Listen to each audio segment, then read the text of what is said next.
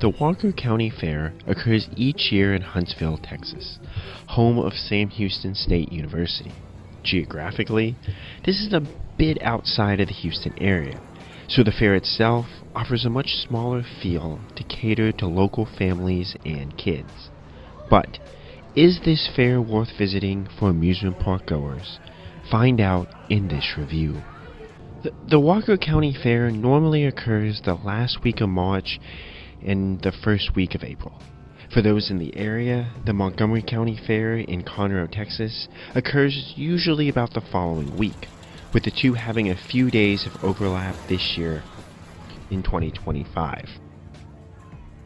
As a smaller fair, there is very little that one can actually gain from the website if you're trying to plan a visit in advance, and even the posting of the days of the fair themselves seemed to take a rather long time as I was scouting out trying to go this year. The price is also kind of unclear. During the week when I visited, admission was free, like the Montgomery County Fair, and you only need to pay the $25 if you would like a wristband for the rides. On the weekends, it seems they do charge for admission, at least according to the signs on the ticket booth, with a price of $6 for the grounds as an adult and a bit more at $20 if you want access to the various rodeo events. For children, they are free for the grounds and $10 for the rodeo. I visited on a weekday, as I work on the weekends, so I did not get to see more of the events around the fair. But there appears to be two really nice arenas, one big one for rodeo events and another for displaying livestock, both of which are located in a really easy way for visitors to stumble upon. Unlike the Houston Rodeo, which is massive with a lot of different areas and rodeo events that won't be close to where you're sitting in NRG Stadium, these little arenas look to offer a solid experience, especially for those events if you come on a busier Saturday or Sunday. There's also this small little stage near the animals that had a juggler for families on the day that I visited, which was just a nice touch for those who actually came. A small petting zoo style area also exists for kids. It was kind of strange that this didn't really seem to have an operator in it, but was just more part of the laid back atmosphere of this fair overall. As for the attractions, the carnival rides come from Gold Star Amusements, and although it appears they have had roller coasters in the past, none were present on my visit to this fair. So, if you're looking for coaster credits, this is probably a very skippable event. The lineup did include a nice amount of attractions, especially for families, as there were some kiddie rides, some that did not seem to restrict adults, though I did not try to ride them. Other family rides that offered a really nice mix between mild attractions and spinning rides, and a few larger flat rides. Operations were excellent, as every ride except the rocking tug had its own operator.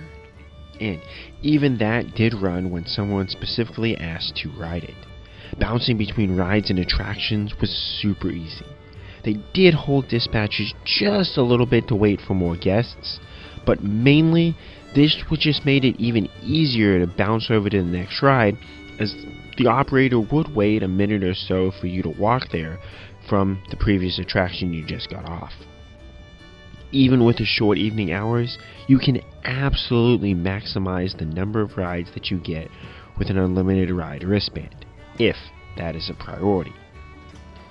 As for the family rides, the merry-go-round, though simple in size, offered decent laterals during my ride, making it one of the best carousels from a force perspective that I have ridden. It was also strange that the operator only did a quick visual check and did not walk around to ensure everyone was secure on the ride.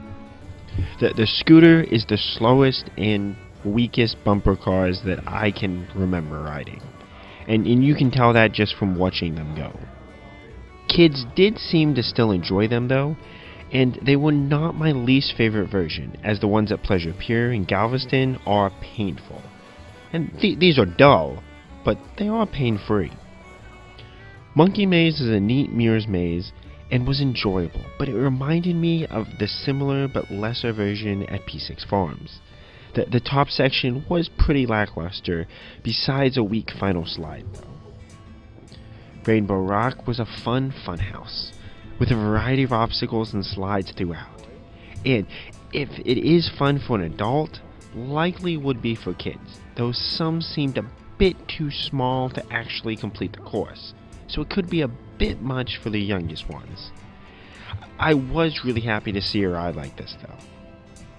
The Century Wheel is the Ferris wheel, but it does ban single riders, so I did not get to experience it. Tornado is a basic spinning ride, though you can get some extra spin if you really so desire, and it does look really neat so that families are intrigued by it.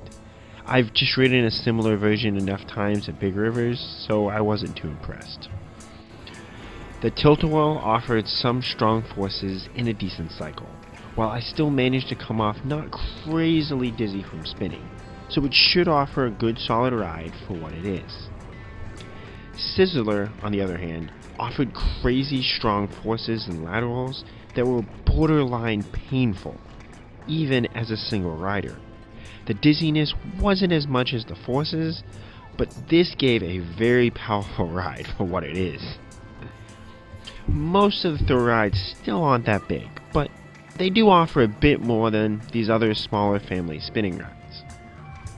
Big Kahuna is one of the more unique flat rides in this overall collection, and I was excited to try something like this. It did offer a mild drop sensation on the downward swing, and decent laterals as you were going across. It is more of a controlled movement like a Crazy Bus, so it wasn't anything too wild, but it was fun. It also had a quick cycle, and that was on top of waiting a little bit extra for more riders. It seemed the only ride really hesitant to go out with just one or two riders on it. So scared riders shouldn't have to worry too much if you want to try it, especially with the quick cycle. If anyone actually is scared of heights and drops and did try this, I'd love to know how actual scary it is, as I feel this could be a very good bridge ride for those scared of larger rides, but who also enjoy a lot of the smaller flat rides here at the fair. Zero Gravity. These are fun and interesting carnival rides, though they tend to have strong positive G's that can really mess with my head if I'm not careful. Either this ride was a bit more popular than others, or strangely they just weren't holding the dispatches as long as the other attractions, as it was one of the few attractions that wasn't super easy to just walk on, as it was normally cycling when I was trying to ride it. Remix is dizzying and disorienting, but a solid spinning ride that takes the thrill level up a bit with those inverted seats, though that doesn't do much more than an average breakdance. Pharaoh's Fury is a large-scale swinging ship. This is likely good for what it is, but I did skip it as these can really mess with me on the downward swings, and I was crazy exhausted on my overall visit. Lastly, there's Insanity 360, the largest ride here, by a lot. This seemed to do one inverted rotation before a long cycle of rocking back and forth, while the cars were free to rotate and flip. Many riders did seem to get stuck in rocking or balance purgatory from what I saw. I did skip this attraction as well, as I just couldn't handle some of the possible ramifications of this ride, but this is the main reason for thrill seekers to come here. And Gold Star Amusement seemed content to cycle this ride fairly often, and even with just one guest, so you can likely get your fill if you're looking to do so.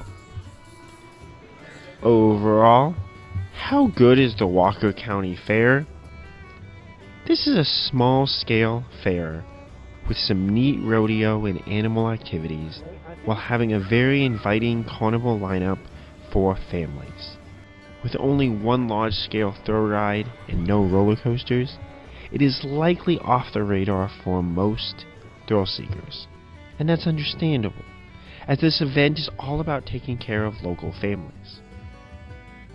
For families with young kids, The ability to ride rides and see the various animals in a streamlined and cozy setting is an experience worth having, and I appreciate the setup to more commercial fairs that I've been to, whether that's the Houston Rodeo or the Fort Bend County Fair.